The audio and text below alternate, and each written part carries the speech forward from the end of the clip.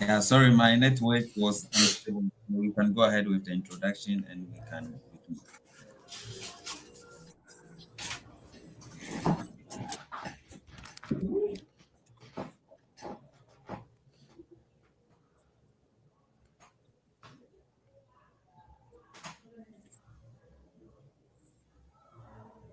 Kadna, can you hear me? You can go ahead with the introduction, then we can begin. Yeah, I can hear you. Do you see from your end? Has anybody joined? Yes, I can see them. I can see them online here. So Okay, me, I don't see anything from here. So, Okay, no, they are joining, so we can start. okay, And you can show okay. highlighted. Do you have some number that we can start? A good number to start. Not really good number. It's about 3 or 4 people I can see here at the moment.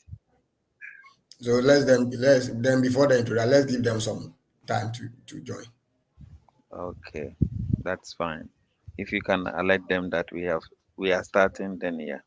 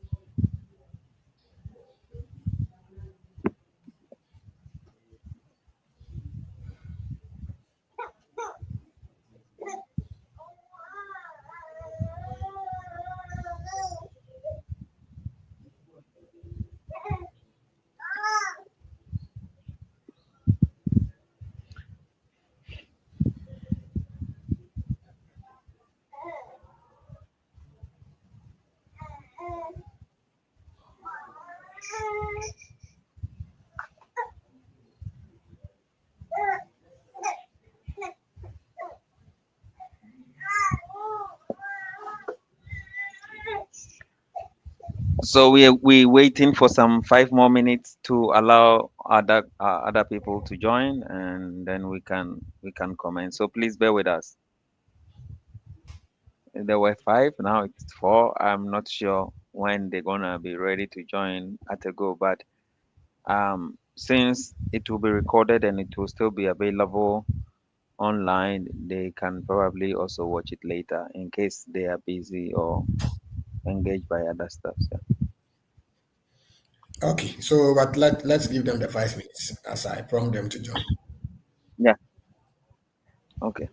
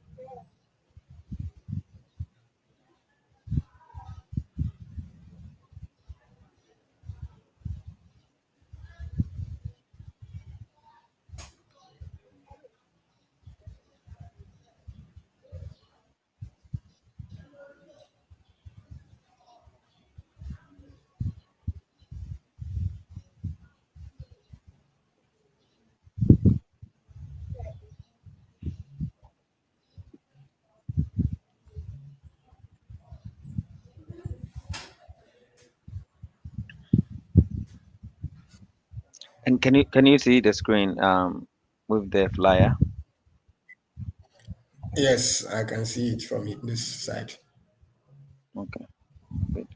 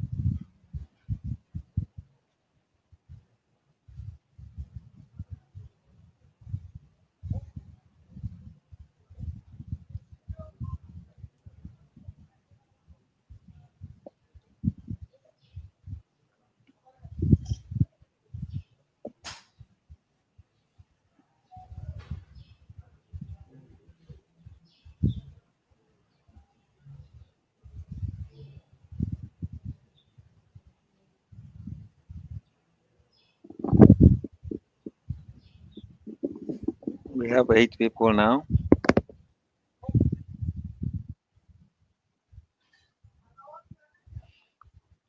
Hi guys, we still have some 2 minutes to spare for our people, more Okay. people to join. So please bear with us.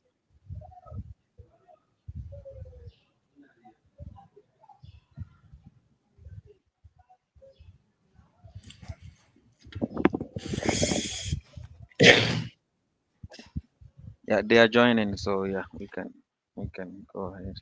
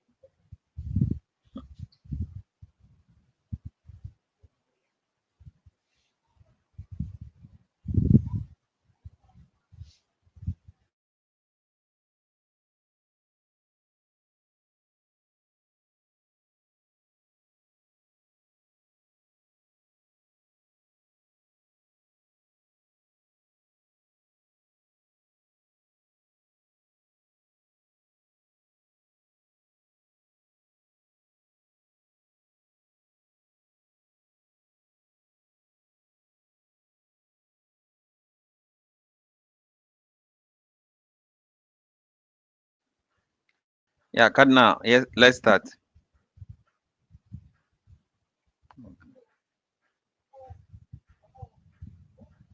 You are muted. You are muted, so we can't hear you.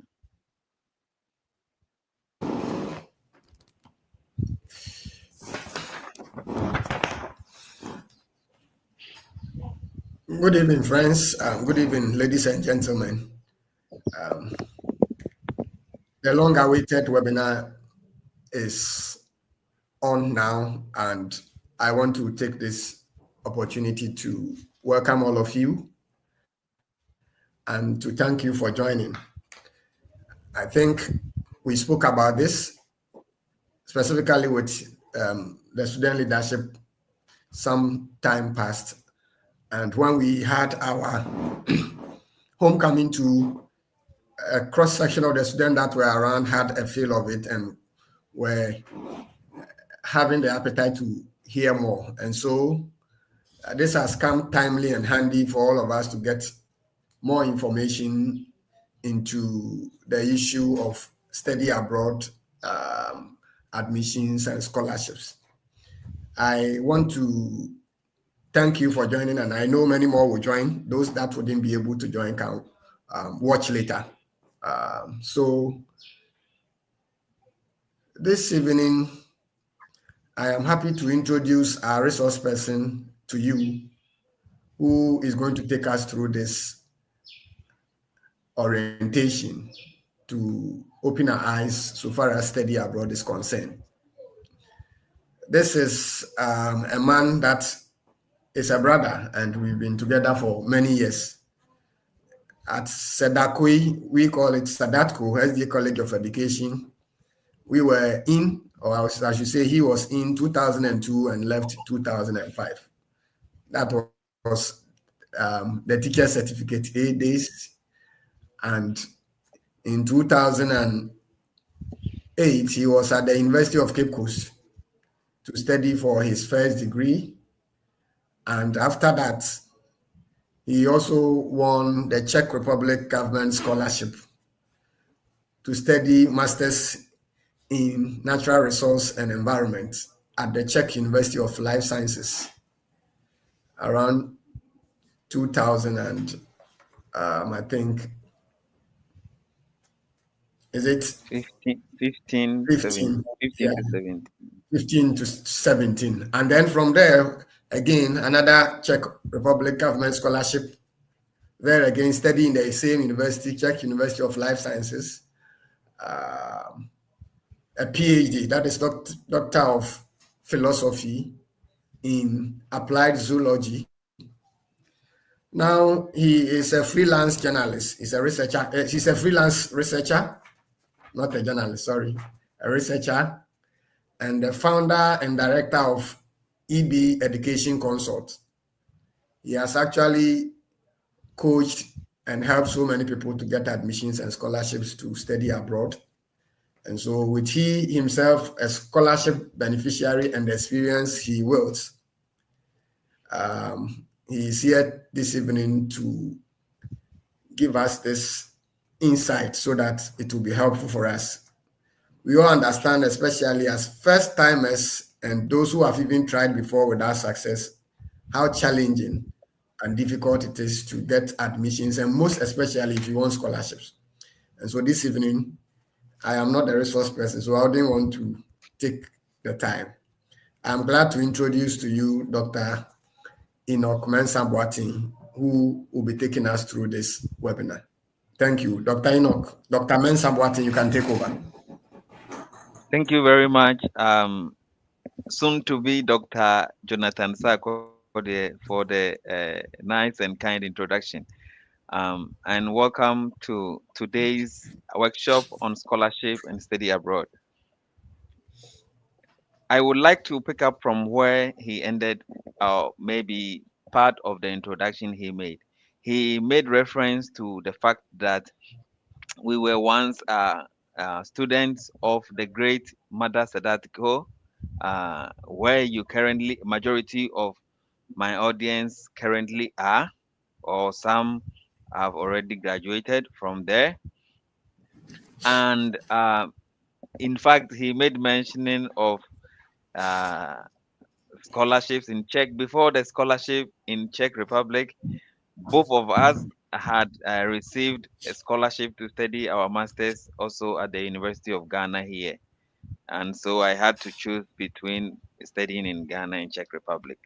That's where I left him. We started our life at UC, at Sadatco, and then we continued to UCC, and we started briefly at UJ, and then um, we parted ways due to the scholarship I had uh, to study in Czech Republic.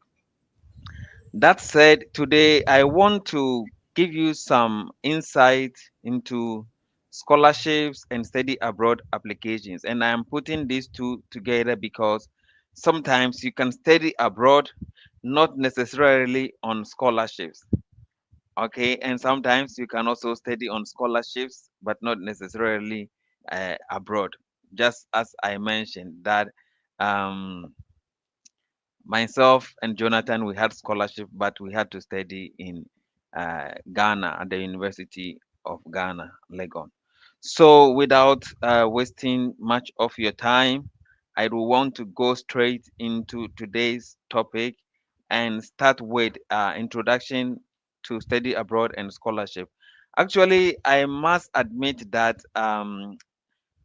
studying abroad can be a very transformative experience. It's an eye-opening experience, and I wish and hope that anyone who is eager to have this experience will succeed and be successful. However,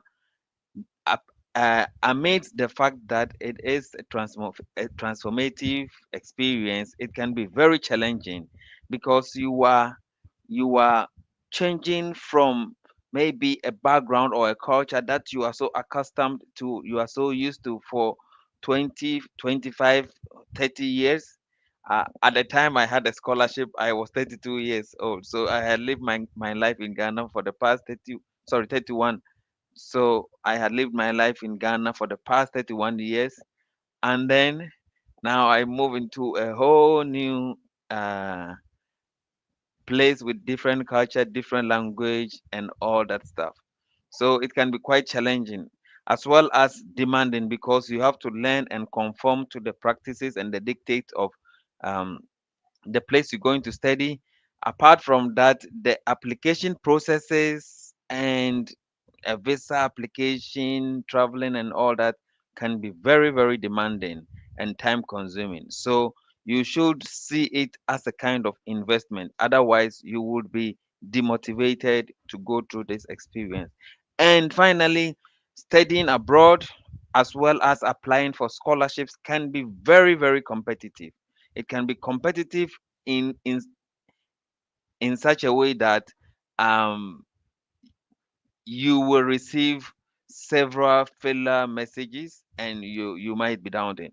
The reason why it's competitive is because several other people just like yourself is looking for similar opportunity to study or advance their studies or their academic journey, but at the cost or at the expense of someone or an organization paying for them.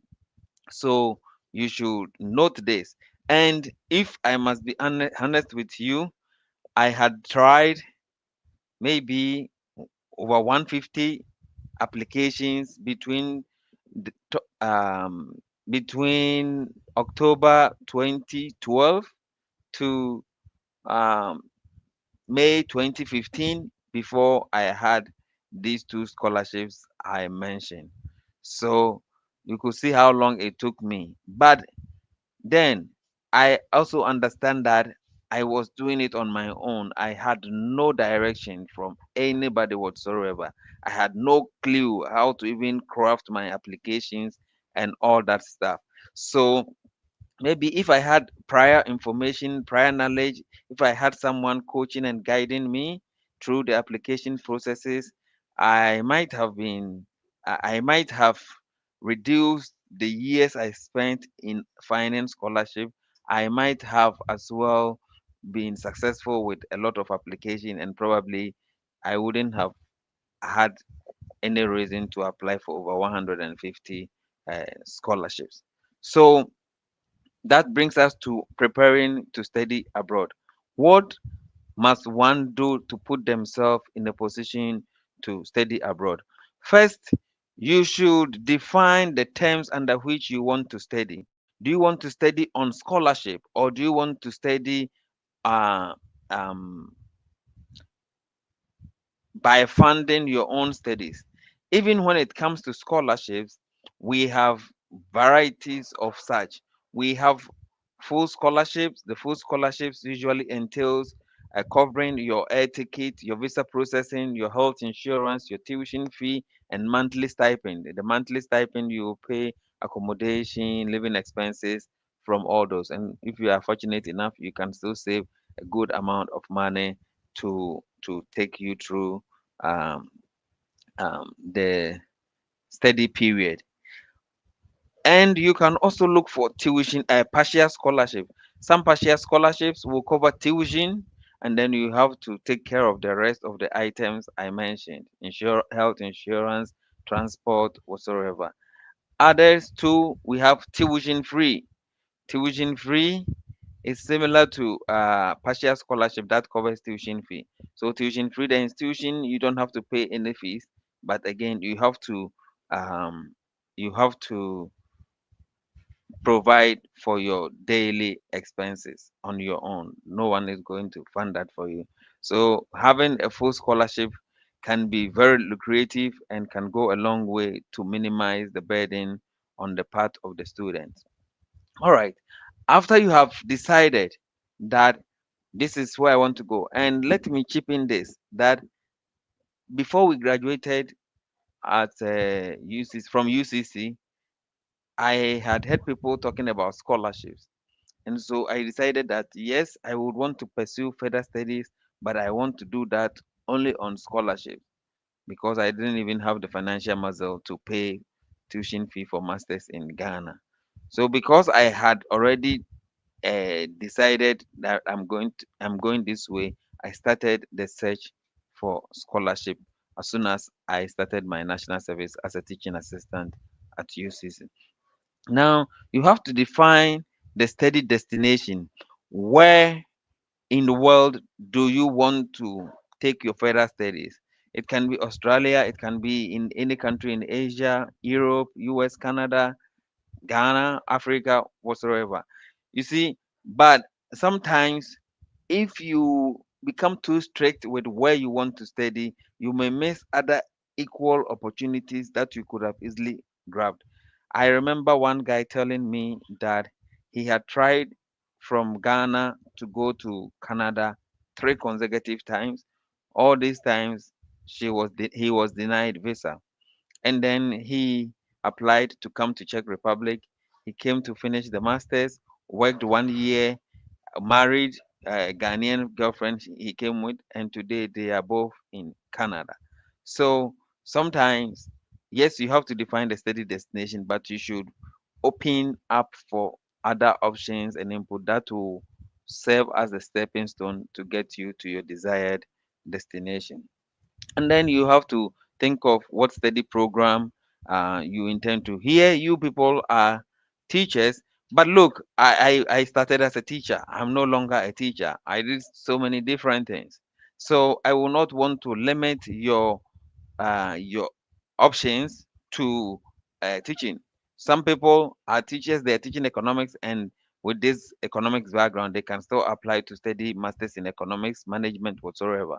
So there are broad options for you, and even in the field of education, you there are a lot of specializations: early childhood, mathematics, arts education, education management, and leadership, and all those stuff.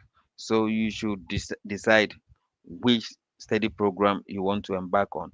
And one thing you should note is that most scholarships will look at how relevant your background, your previous studies is to the new program you are planning to study.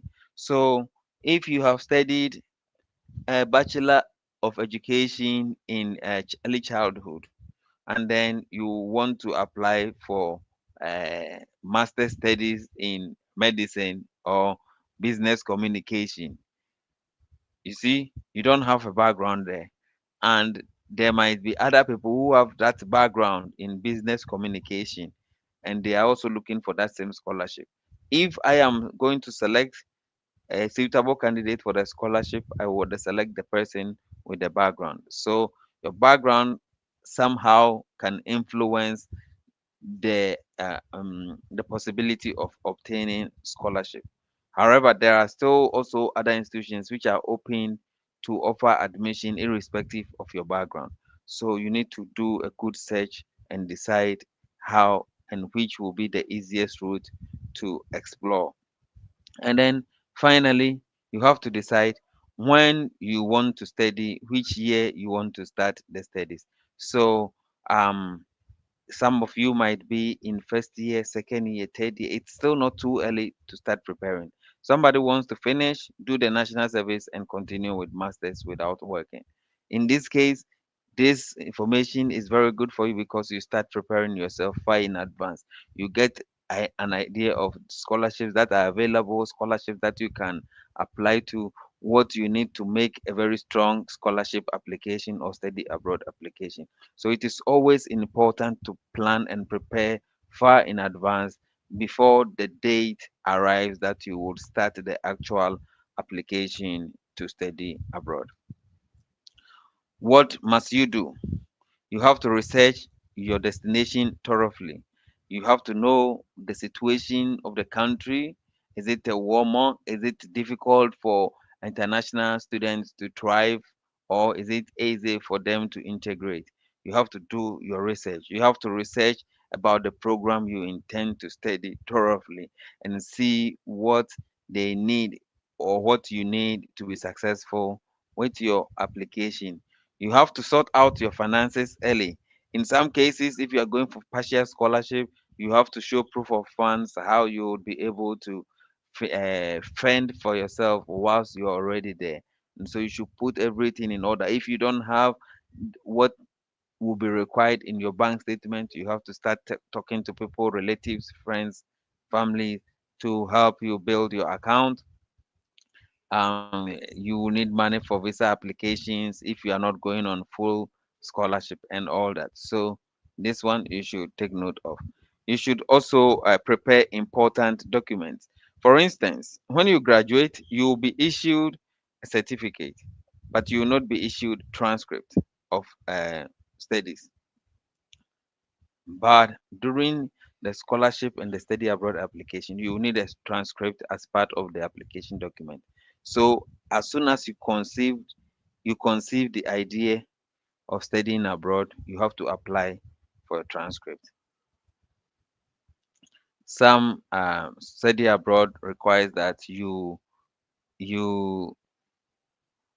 pass certain English proficiency test. So if you are you are looking at a particular scholarship call, and that call is requesting that students from Ghana should pass IELTS or TOEFL, which are all English language proficiency exams, at a certain score, then you have to build yourself up. If you check and you don't want to do that, you have to look for another scholarship that does not require this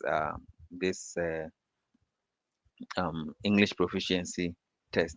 And then you should understand the academic expectation, what is expected of you once you get admitted and start the studies. Sometimes people are less prepared to take up this course, and so they get disappointed or discouraged along the line. So all these preparations are necessary to put in place before you start the actual application to study abroad. There will be time for question and answers, so please don't go yet.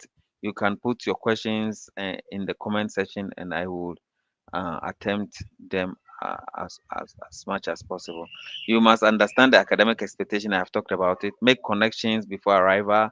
So I remember People writing me on Facebook Messenger, on LinkedIn, asking about studying in Czech Republic. They have applied. Can you pay this for me, and then I will give it to you in Ghana and stuff. All these people were trying to build connection with expats or somebody who is already there.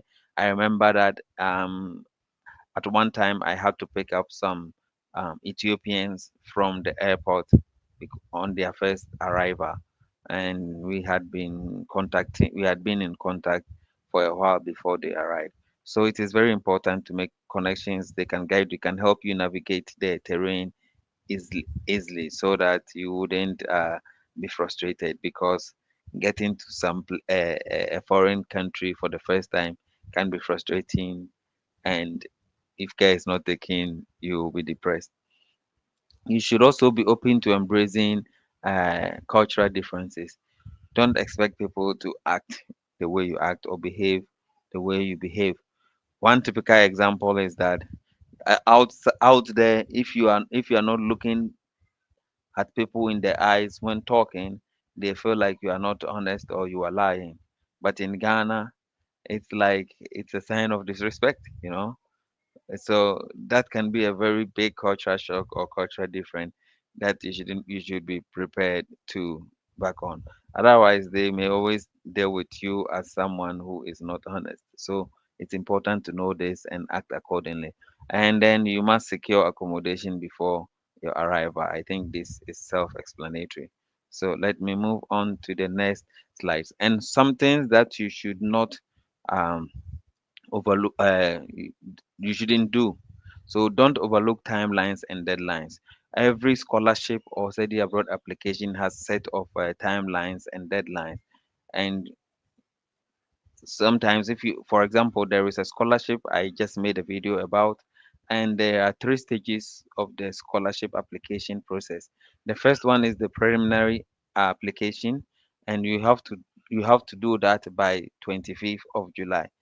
And so if you don't meet that deadline, you will not be able to do the detail of the second stage application, which must be done between 22nd September and then 17th of October. So it is always good to respect timelines and deadlines so that your application will not be rejected. You don't have to ignore universities and application guidelines. Universities and departments provide specific guidelines for application, and they spell out eligibility criteria and all that. If you are very certain that you meet the criteria, go for it according to the guideline. If you don't meet, don't bother, because as I said, there are 1,001 people out there trying to get that same scholarship you are applying to. And it's not like that scholarship is unlimited. They are very, very limited.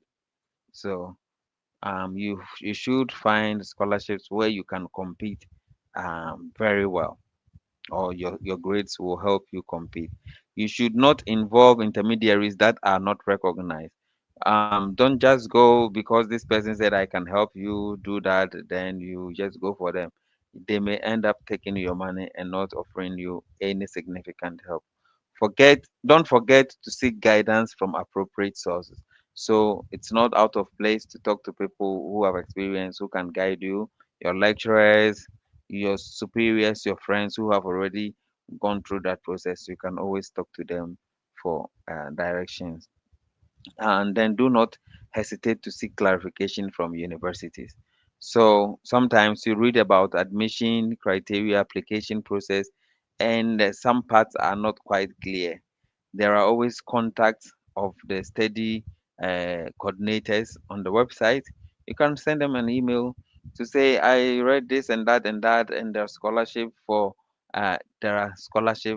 upon admission. What does that mean? Does it mean that when one is admitted, they get full scholarship or they get partial scholarship? How much scholarship do they get?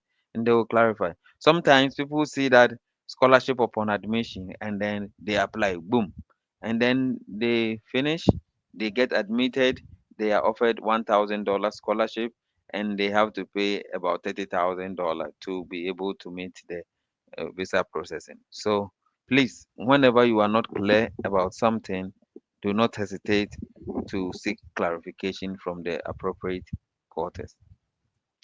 And here there are some scholarships for teachers. And you see, I don't want to limit you to teach scholarship available for teachers, but these scholarships too, you can look for, you can apply to them from different fields as well. I shared only these few, just to serve as examples for you in case you start, or you want to start and you don't know where to start from. You can start with this scholarship. There is the Japanese government scholarship for teacher training students, like you are there. And let me, before I finish talking about all this, let me also mention that there are scholarships that even as students you can apply for maybe 1 semester, 4 months, 5 months, 2 months. This short fellowship and scholarship, whenever the opportunity present themselves, apply. They will help boost your CV. They will help you network appropriately, and when you need the bigger push, you can always find people to rely on, or your CV can speak volume of you in such a way that doors will be opened for you because you undertook some of these scholarships, fellowships, and initiatives. The Japanese government scholarship is offered by the Japanese government, and you can apply for it through the Japanese embassy in Ghana. The same with the Fulbright US government scholarship offered by the US government. The Ireland Fellows Scholarship Program is currently open. The deadline is around 17th of October. So this is something you can also look out for. But as I said, the preliminary application period ends on the 25th of this month. So you can check it out. It is meant for programs that align with United Nations sustainable development goals, and it includes education, also the field of education also.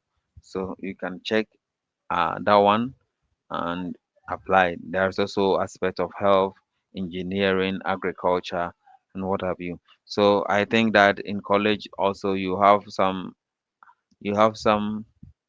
elective courses, maybe agriculture, maybe something like that, and you want to major in that area, you can still leverage your background to apply for that.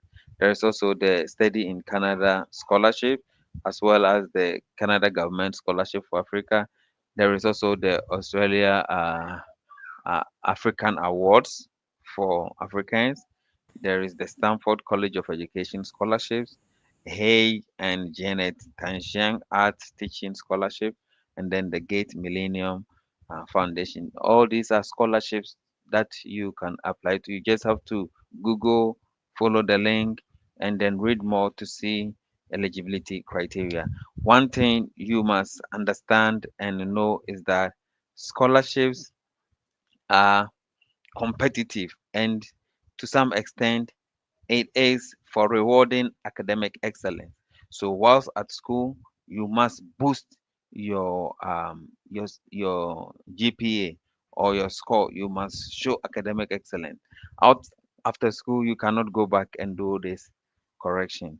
You can do all other corrections, but not on your score. So first, score. If you have the opportunity to be a first class student, don't misuse it. Be a first class student. If you can be a second upper student, be a second upper student. And I think that it will go a long way to help. And here, I research and identify suitable scholarship. And again, I have some scholarships here. Some I have mentioned them already, and others not. So you can see there are government specific scholarship. You can see the Dutch government scholarship, the Danish government scholarship, the Dutch scholarship is also a German government scholarship, Czech government scholarship, Poland government scholarship, and stuff. For this scholarship, almost all study program or fields are covered. You just have to meet the eligibility criteria. So you can apply for this general. There are also institutional specific scholarship, and these are offered by universities or research institutes or even departments within the university. In some cases where the whole university is not offering a general scholarship for students, you can find a faculty or department or school that has some grant and they are giving it out in scholarship for incoming students. So you can also explore that. And then there is the private and uh, NGO sponsored scholarships. Please permit me to drink some water. Yeah.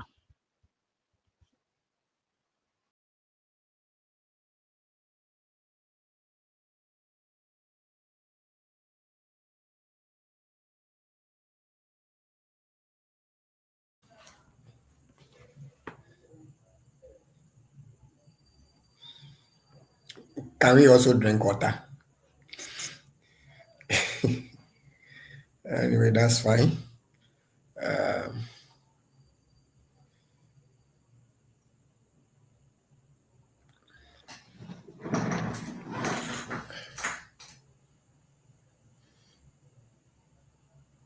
So you can put down your questions, and when the opportunity comes, you'll be answered. Thank you.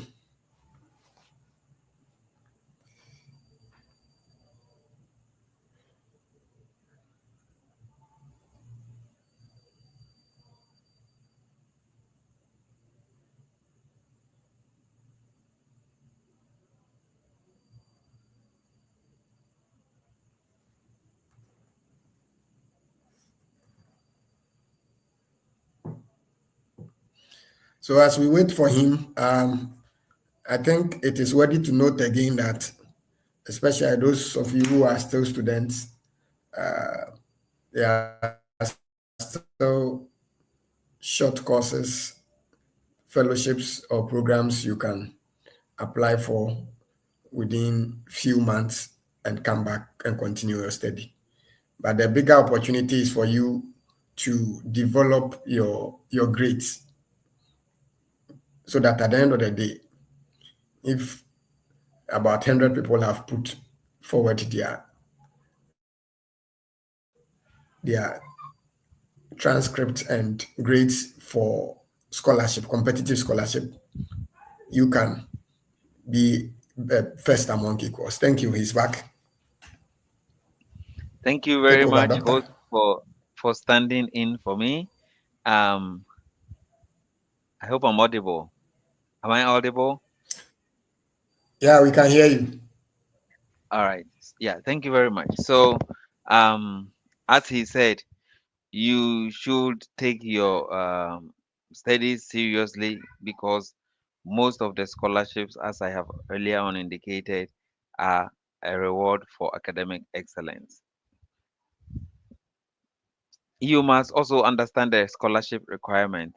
Each scholarship has unique eligibility criteria. Some will consider age limitation, age limit, how long you have graduated before you want to go back to the classroom.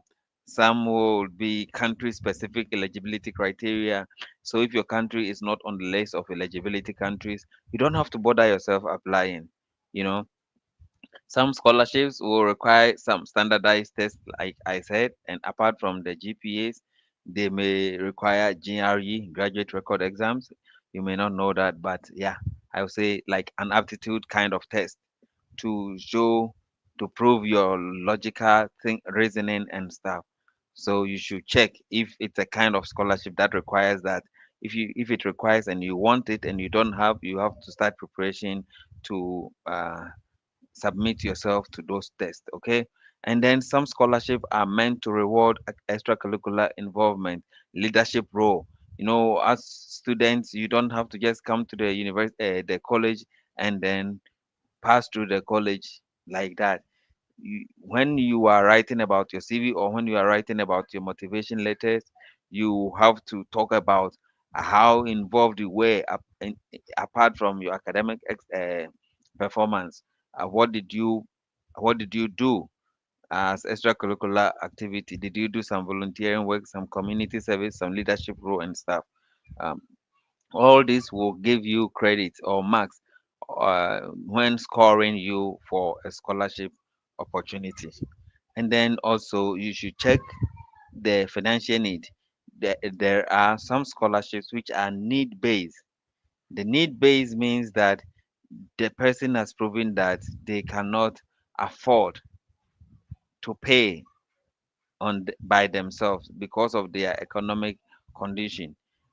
Even though a scholarship might be a need based, one thing is clear: you must meet the academic requirement, the criteria. So let's say that the University of Houston has a scholarship instituted for a brilliant but needy people, or let's say uh, families with low income. Okay, but the requirement to be admitted is 3.0 over 4.0 GPA scale. If you are needy and you have 2.5, automatically you are out because you will not even meet the eligibility criteria of the university for admission before they consider you for the scholarship. So the fact that it is needy doesn't mean that you can fool around, make the worst grades, and then go and say, "Oh, I am needy, so please give me this scholarship." It will not happen. And also make sure that your research align with the scholarship objectives. Some scholarships are focused on specific research area. So the fact that it is a scholarship available for everyone, if your research is not focused on such line, or you don't have the requisite experience, background, and knowledge to undertake such research, forget about it. You will not be considered. So that is a way to eliminate all the unnecessary tussles and hassles that you have to go through and still receive a rejection email. So um, that's it. Um, this we have already said. Maintain academic excellence. Um, Jonathan has said. I have also said same. The standardized test, I have put some here. The SAT and ART are for those who want to use their secondary school certificate to go outside there and study bachelors, especially in the US. So you take note of it. The TOEFL is test of English as a foreign language. It is the American version of English proficiency test, and you write it on the internet. And then the IELTS is the test of English language, International English Language Test System by the British.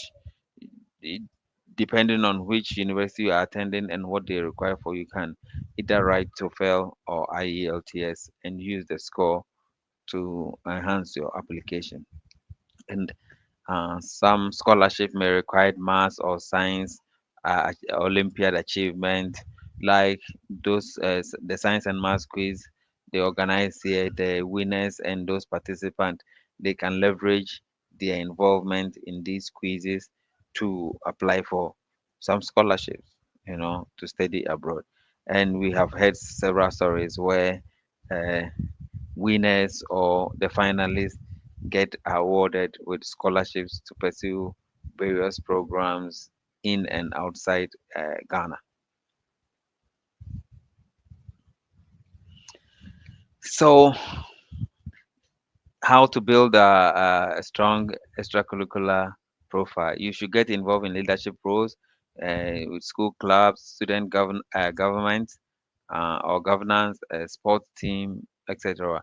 In US specifically, people are offered scholarship for exhibiting some athletic talent or traits or whatever it is. So, whatever it is that you can do better, do it, and you may never know how that can help you secure full funding for your studies.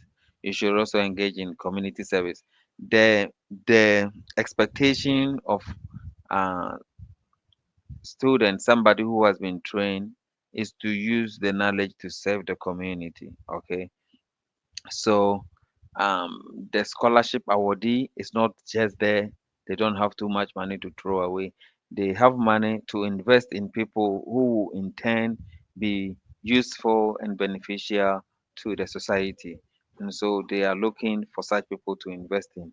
And if throughout your life you have not had opportunity to volunteer or serve a community in a way that impact the community positively, why then should they invest in you? How are they sure that if they invest in you, you are going to turn out to be a beneficiary to the community or the society in which you are coming from? So it's important to ensure this, and then also develop some technical or artistic skills. I have a cousin who had full scholarship to study at North Dakota State University. He had completed tech, stayed at home for some time, tried to study in US, got rejection, first visa, second visa, I think third he got it. But all these years while he was at home, he learned coding and um, programming. And interestingly, he used his coding and programming skills to think about a solution that can be solved in agri-economics. He has economic background, but a problem that can be solved in agri-economics, and he's using his coding skills. And with this, the supervisor said, "I want you already." And once he got the approval, he got full funding to go and study. So sometimes just your GPAs and the courses you took at college or university will not be enough. You have to have something extra that can beat your competitor. So when you have the opportunity, learn new things, learn beneficial uh, technical knowledge, skills. If you have stayed home for too long, take some online courses to freshen your memory and to demonstrate your to the selection committee that yes, you still have the edge to study and um, you can compete amazingly when offered the opportunity.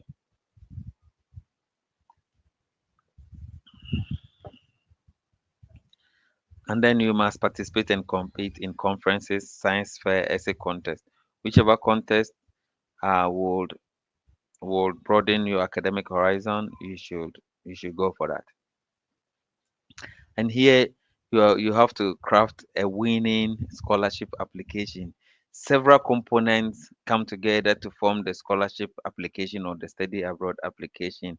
And one of those components is the personal statement, or I would generally call them application essays.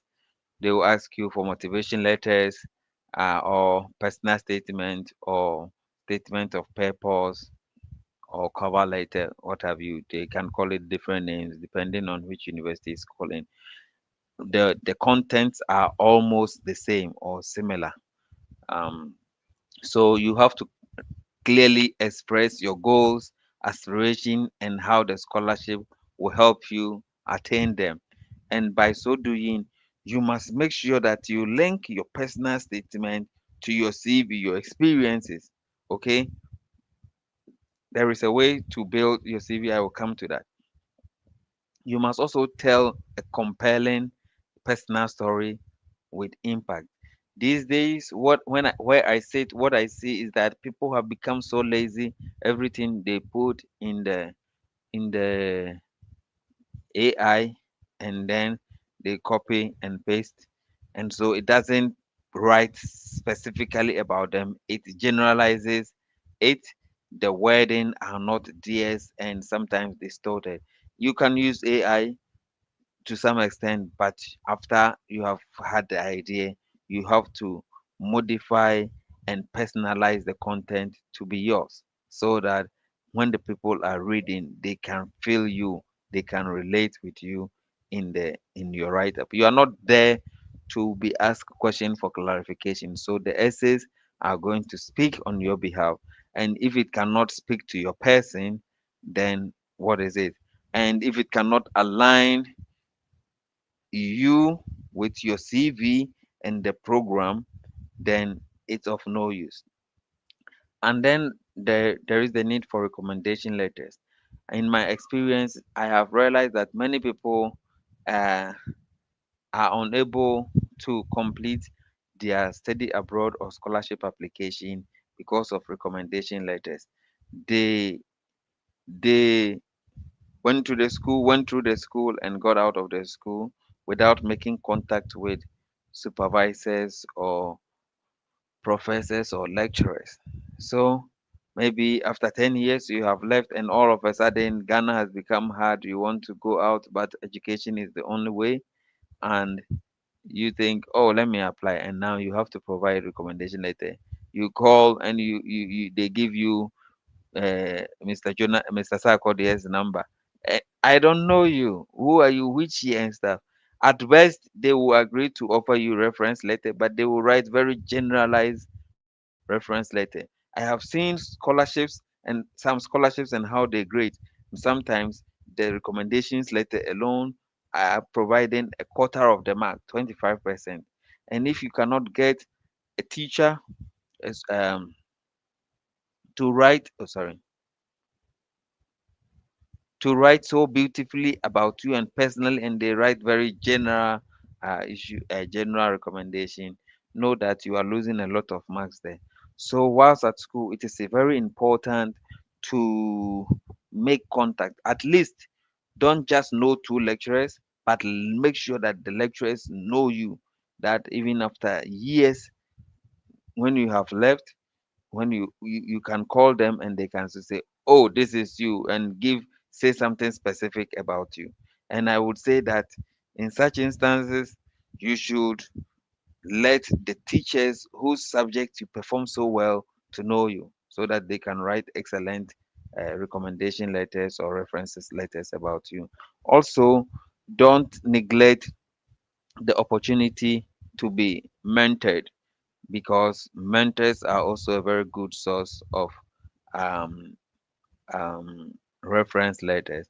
They can be your teachers and still mentors, or myself. Sometimes I organize mentorship programs, and people who participate and finish the programs, I can I can boldly recommend them for scholarships and study abroad, what have you. Also, community leaders and at workplaces too, your superiors may have opportunity to recommend you. So build a very good relationship with these people and get to know them and let them know you also very well. On your CV, you talk about your academic achievements. If there were any awards that were award of excellence and stuff, state them. If you had a very good GPA, put them. Um, if you undertook a research that is very related with the program you are going to study or the research you are going to embark on in your master's studies, put it there. If you did any publication with your supervisor, put it there. And always think about the relevant aspect of your CV that fits well into your application and bring them out. Resume or CVs. You don't have to put everything on the CV that is not needed. Okay, so it's important to learn how to craft a winning CV, and probably that can score you some mark. And then proof of financial needs. That is, if you are applying for a need base, you should prove that yes, your family's income is not enough to um, take care of you. And sometimes this is a difficult step for Ghanaians or families where they are not even earning any minimum wage, or they don't have any bank and documents to support this application. Me, my mother, she never saved in bank. At the best, she does susu. So even though I might be need based, where am I going to get a document to do that application? So I will do the academic excellence and use that to apply for scholarship. That's just by the way. So yeah, yeah, and sometimes um maybe even after you have been offered the admission, there is the need for bank statement and all that. So you should also prepare some of these documents very well in advance and use them effectively during the application uh, process. And then some scholarships will grant interviews. So you have to really prepare by practicing answering common interview questions. Some common questions are all over online and stuff, so you should read more about them and learn how to learn how to answer them. Sometimes the confidence with which you approach the interviewer will speak volume of you.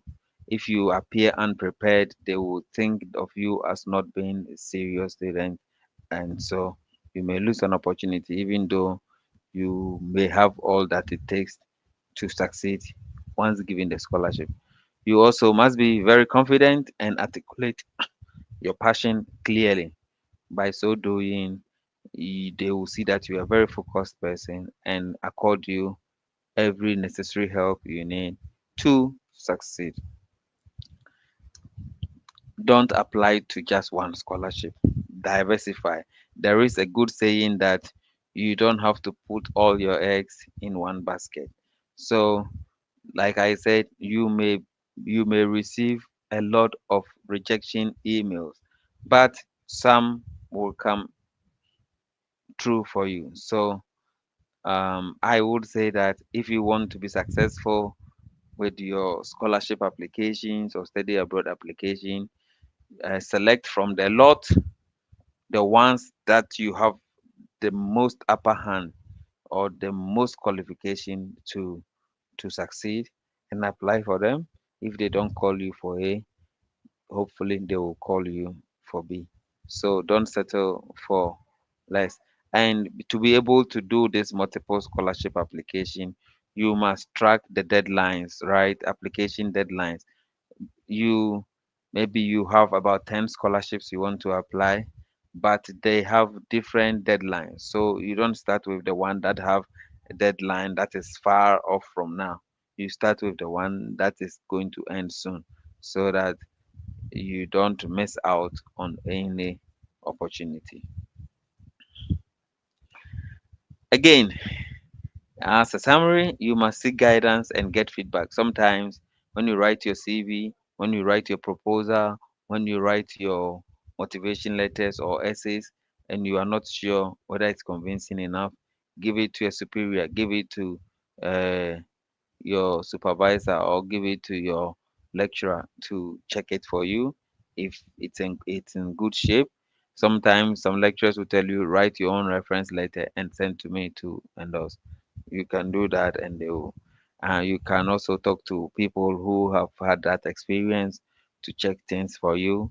You can come to some of us who will charge you some peanuts and then um, guide you through the processes. So always seek feedback. You can also join scholarship groups online. I have a scholarship update WhatsApp group. We only post available scholarship information there, and people can also ask questions about how to go to the scholarship, how to apply, or if there is an aspect of the application they do not understand, they can always reach out, ask, and people will reply or help them to understand. So it's always good if you have if you sign up for a scholarship newsletter, you always get updated, and then you can go through the list of available scholarships and see which of them you qualify to apply. All right. And then you must get your essays and application reviewed by someone experienced. I think I have already mentioned that. So, on this note, I want to thank you very much for your audience. And now I will take your questions. I don't know if Mr. Yasak is here. Let me add him to stage. Yeah, Yes. Dr. So, Mensa. sir, I'm done. And yeah, Okay, thank you very much, Dr. Mensa Boatin. I know you certainly take up the question and answers part, but I want to just say thank you for the elaborate updates and insights you have given on studying abroad and scholarship. I think this is actually going to be a valuable resource for us. But before they come with their questions, I wanted to chip in this that you mentioned TOEFL, IELTS as some universities or some countries expect you to write this English proficiency um, exams and get a certain score before you can get a scholarship or get admission. That is true. But there is also the opportunity of some where you can take English proficiency letter Letter. from your university to show that you actually studied in English and so you are already well versed in the language to a certain extent. And so even without those exams, you can still do. So it's not all applications. This is just to add to what he said, that it's not all the applications that require you to do that, but some may require you to provide English proficiency letters from your universities. And these are given at the college or your university you attended. They will give it to you and you can send it as proof. So that was just an addition. And thank you. And then the issue of getting to know your lecturers or your teachers, also getting to know you very well, is very important. I remember very well that after the first degree, I went to University of Cape Coast, Enoch, to meet Prof. Tete. Professor Tete. Prof. Tete. I have taken all his courses, elective courses, and I requested of him to help me get a reference letter and said, I don't know you. I said, really, Prof, you don't know me? We were always laughing and we were in your class taking your courses. He said, I don't know you. So what he really said is very important.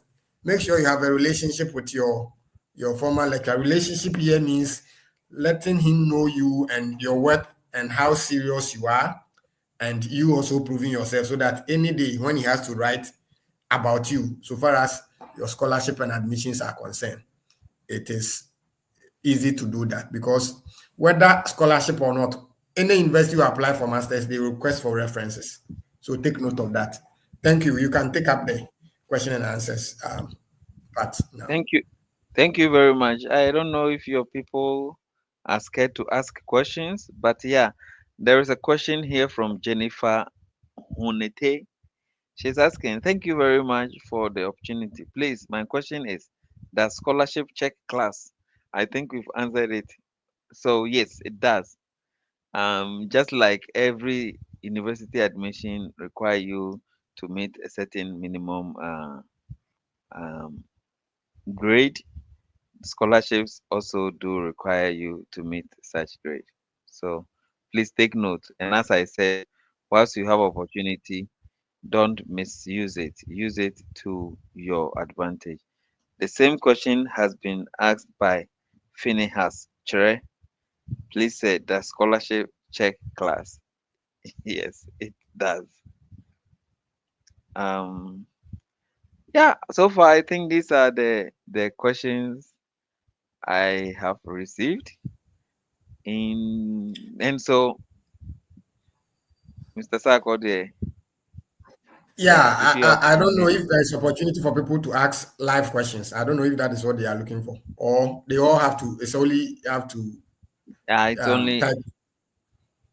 type. Yeah, so there's a new one here. I will read it and answer.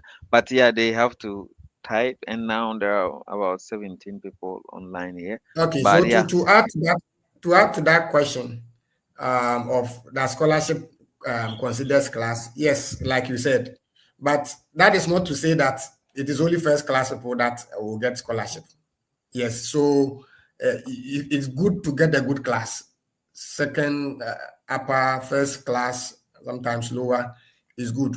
But as he said, they are considered together with all other skills and other things you have done. So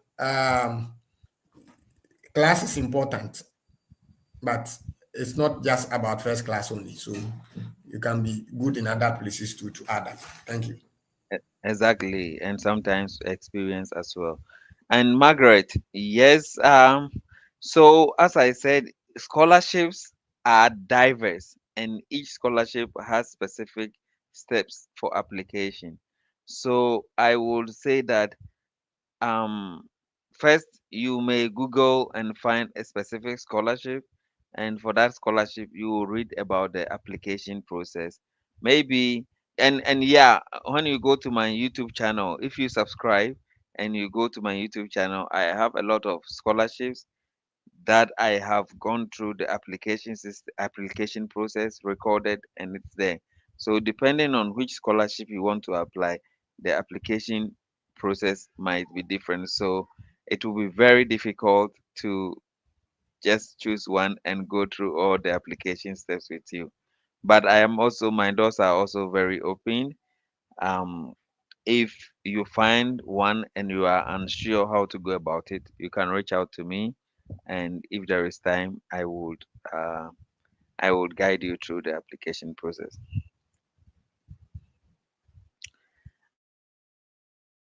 Uh, Gabi, where do you get the scholarship scheme? Mr. Sakode, can you help me? I am a bit lost.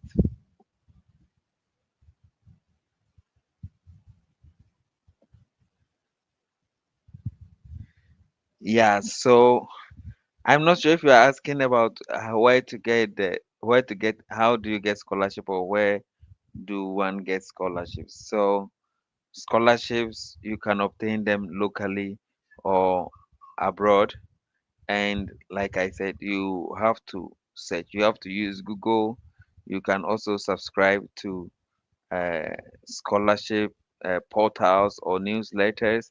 You can join WhatsApp groups, Telegram groups, which are meant for scholarships and study abroad, and people would always update. I gave an example of mine.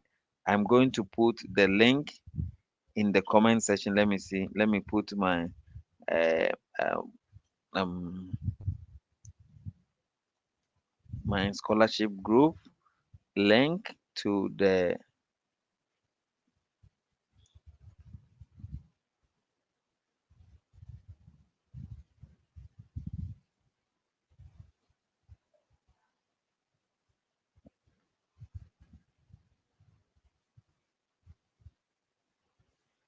Yeah, moment.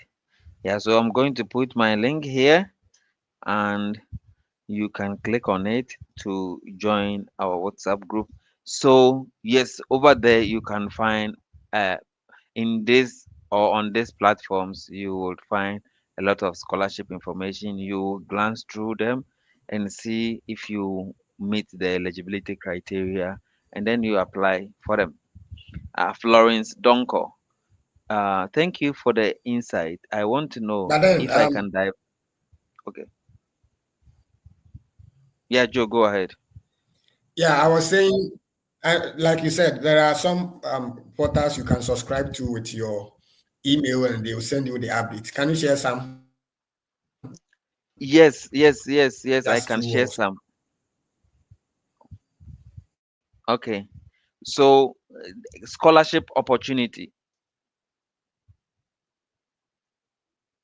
Okay, let me just Google.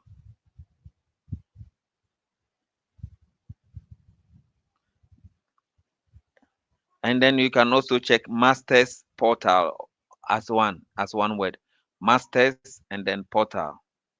Let me type them.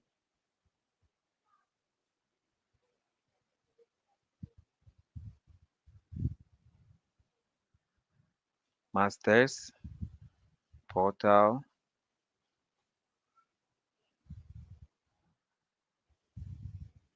and then we have the scholarship position,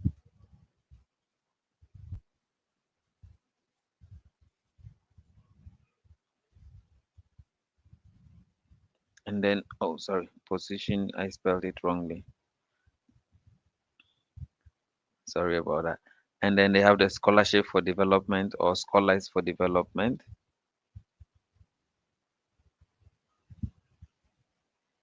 For development. Mhm. Yeah, these are a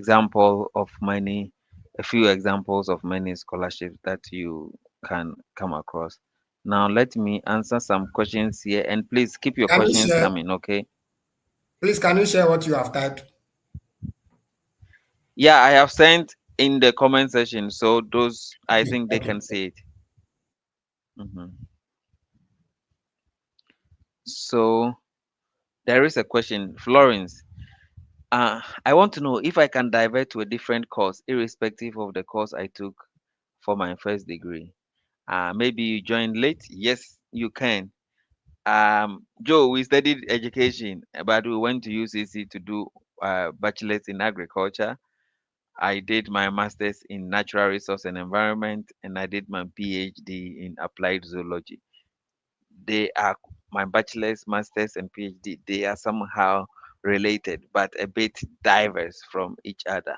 So you can, but it also comes at a cost and with some challenges, because in Ghana, especially, and in most countries, if you want to be in the academia, for example, you want to be a lecturer, they want to see some consistency in the study program. So if you did psychology bachelor's, you did psychology master's, you did psychology PhD, and you want to teach psychology, that's beautiful.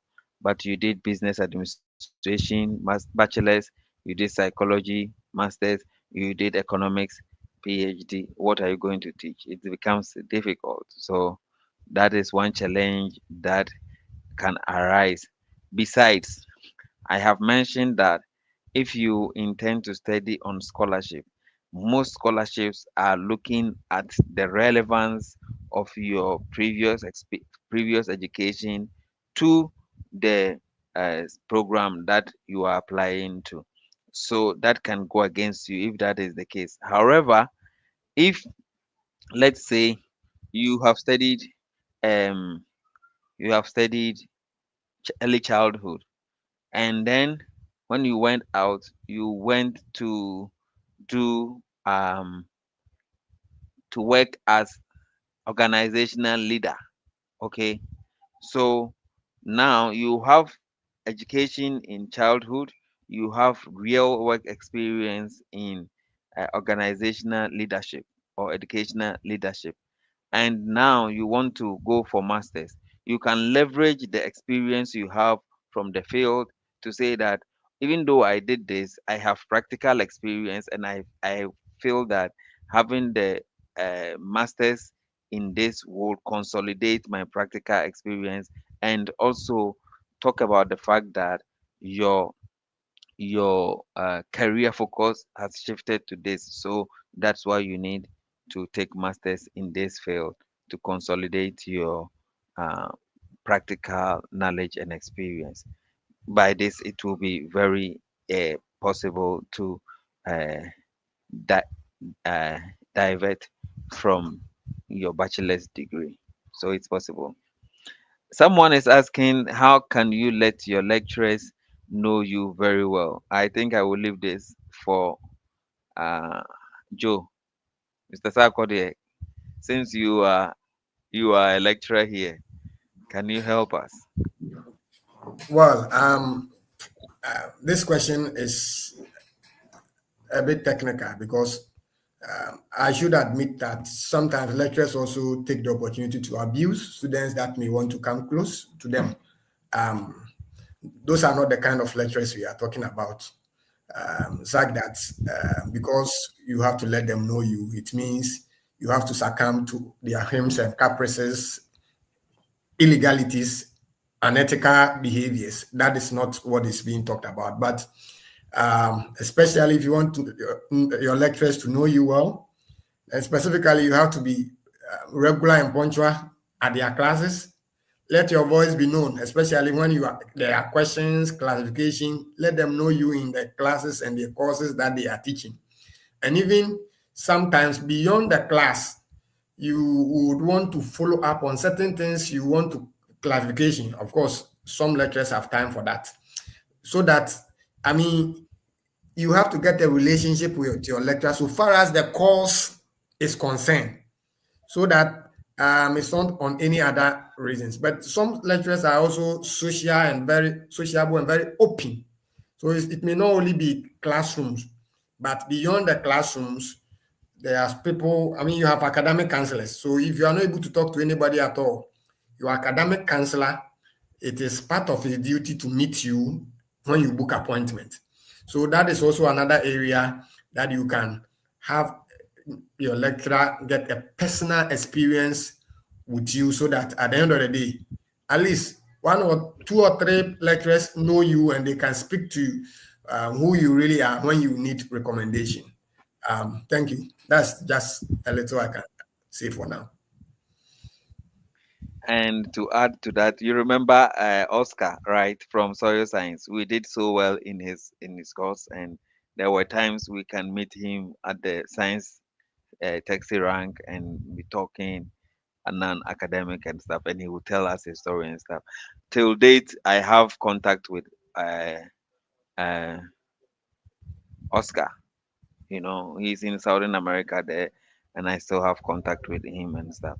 So when we say let your lecturers know you very well, like he said a lot, but I would say that I have personal relationship with them. I think I'm here, but I have about three or four lecturers whose number contact I have, and when I introduce myself to them, they will still acknowledge me. There was a time I reached out to the vice chancellor of uh, University of Energy and Natural Resource, Sunyani. I know him and he knows me. I was his teaching assistant for microbiology, and we had that cordiality until today. If I mention my name, he still recognizes me. So whatever it takes to build, not saying that do anything illegal or immoral to get favors from lecturers or supervisors, but like he said, perform well in their class, stand out, contribute when the time comes. If the opportunity presents itself, you can pass by the office and say hi and introduce, or say, I am your student, I do well in your course, and in the future, I probably want to go this direction. If you can mentor me, if you can give me some direction, you build some relationship, and based on that, you can even take the person's number. The person can have your number. So once you are out and you call the number and the number shows, he or she will be able to identify you. Maybe with a short introduction, he would identify you and be willing to help. And now, again, Letitia, you clarified. Assuming you are a teacher but want a scholarship for a different occupation or study program, can it be possible and how? Wow.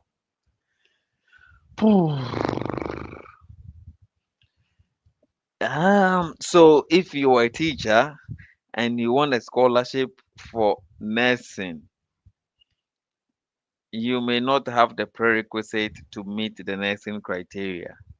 So um, it might be difficult. That's my first impression or assumption. But as I said, if you have you are a teacher, okay, in the teaching you have been doing some you have had other exposure and experiences in other field, and you want to leverage that experiences and skills to get further studies. I know there are people in Ghana who finish, maybe you finish as a teacher, you go through the national service, you go through the licensure, and you don't even end up being in the classroom to teach. You become administrator, and now because of the administrative skills you have, you want to go into human resource management or um, you want to go into public administration or business administration, you can do, or even um, organizational administration, management, and stuff. You can, and you can seek the scholarship where it's available and where your background fits into the scholarship criteria. So I wouldn't say a definite no. I wouldn't say it's definitely impossible. It's possible, but it can be very difficult and tricky, and you need some extra insight to be able to. and expertise to be able to convince the selection committee to pick you for such scholarship. I think Joe wants to say something.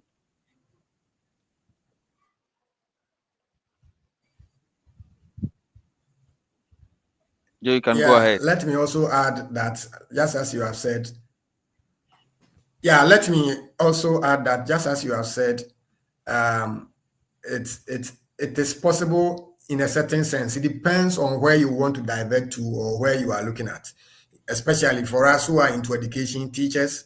I mean, so there are certain programs that are master's programs that are open for all, like administration. If you want to go and do administration, there's educational administration. You want to be in administration and whatever, even though you're a teacher, that is open for all. You can pick certain areas, leadership and organization, master's programs in leadership.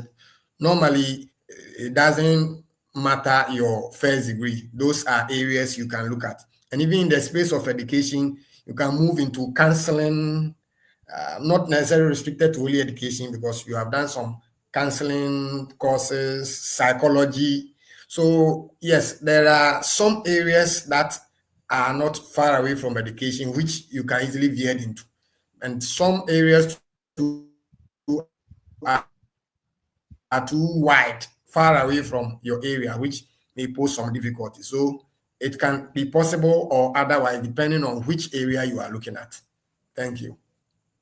I have a client. He finished first class in art education at uh, UEW, and now he wants us to look for scholarship in art therapy. And when we check some few requirements, he needs to have some portfolio and probably had volunteered or interned at some hospitals and stuff. And he's undergoing all these extra stuff, even though he's still a teacher. We're going to put in applications for the art therapy scholarships and also um, um, art education. So whichever one turns out successful for him, he will do. So as I said, if maybe your your original plan was to be a teacher, but along the line you found something, you find a nice interest, there is a way to still build yourself up in that area to be able to meet specific calls in that area or scholarship in that area. So yes, um, Jonathan has said a lot, and I think the answers are quite clear now. I have shared the link to the WhatsApp group. You can join. I would also send it to Mr. Jonathan Sarkodie, who would share with the SRC and whoever wants to join. Myself, I'm also, like he said, a consultant. I do help. I have this WhatsApp this YouTube channel. If you take time to visit there, you will see categories of scholarships I have talked about. I have spoken about different topics and opportunities for you to follow and realize your dreams. So explore my channel to learn more. Some scholarships in US. One of your lecturers is currently in US doing his PhD, and he got the PhD scholarship in curriculum and education at Delaware University. So I will just give you just a brief. So in the education, they will see curriculum and instruction. The curriculum and instruction can be a broader program, but under it they have the math education, art education, music education, and stuff. So when you see a call for curriculum and instruction, you can go further to see which subheadings are there for you to apply. Okay. There is Nestina Odro here. Thank you for this opportunity. Please, I want to ask if the scholarship is open for everyone, uh, or only student teachers.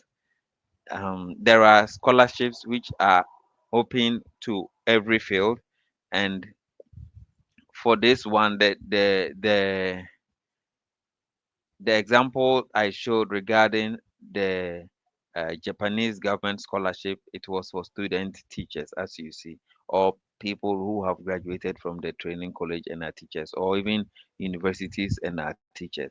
So there are specific ones. You can actually search for specific scholarships. You can search for master's scholarship in education for Ghanaians, and the Google will bring a list of them, and you can go through, read about them, and identify the one which is more suitable for you and apply to.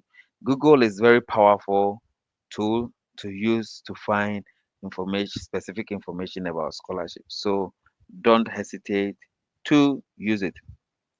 And Gabi, I think that's the last question.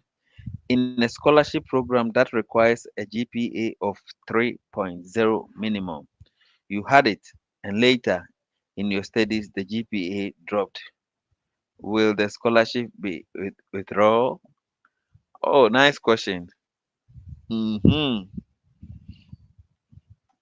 So there are some scholarships that you have to meet a certain requirement to keep getting it, and that is the example that he has given. So if your scholarship is merit based and you need to score at least 80% to keep that scholarship at every semester. So the first semester you met this 80 and it dropped, and you got the scholarship. The second semester you did, you got it. The third semester you dropped, you may lose it until you probably come back again. But there are also scholarships. I think even at the University of Agric, they had this kind of scholarship that the first five best students for the first year are awarded that scholarship, and they don't lose it until they finish studies. But I think they keep doing well. They keep maintaining the GPA. So it depends on the terms and condition of that scholarship. You may or may not lose it. If the scholarship was given, or let me say, if the admission requirement was for the GPA was 3.0, and you entered 3.0 and you got the scholarship, and then you start a new academic journey and you don't get 3.0, nobody is going to take that scholarship from you. As long as you got it before you started, you got it. You were not under any obligation to meet a certain GPA to maintain that scholarship. But there are also scholarships that you have to maintain a certain GPA or score to have it all through the process. So that was a very beautiful question, I must admit, from Gabi. And all of you, you asked really excellent questions. Please, you can share the links to your family, friends who are not even at the College of Education. I think that the information is quite useful to many other people who are not the basic or the primary audience of today's presentation. And I want to take this opportunity to thank you all for your audience and for your participation. And a big thanks to Mr. Jonathan Sarkodie for helping in the mobilization of the students for this occasion. Thank you very much.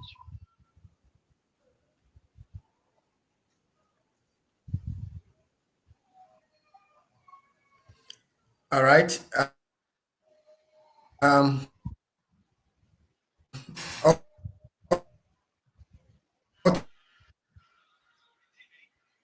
Too soon we have come to the end of the seminar journey. First and foremost, I want to thank all of you, dear students, friends, teachers. I know some are already on the field who have joined. Ladies and gentlemen, thank you for joining. I believe whichever information you have gotten will be a useful tool for you to see how you can navigate through for a further studies opportunity that can help you acquire a scholarship. But then the interesting thing is that Dr. Enoch Boateng has shared his WhatsApp group link and even his YouTube and many other links you can still follow up to get more information. So it doesn't end here. We can still continue to engage him for further information. And then even this, like he said, I want to emphasize that this session we have had, the link would still be used to watch for those who couldn't join, or if you later want to visit it to track some information that you miss, you can still use the link to watch it, because it is always available online. I thank you very much for joining and for being part of this experience. I also want to thank our resource person.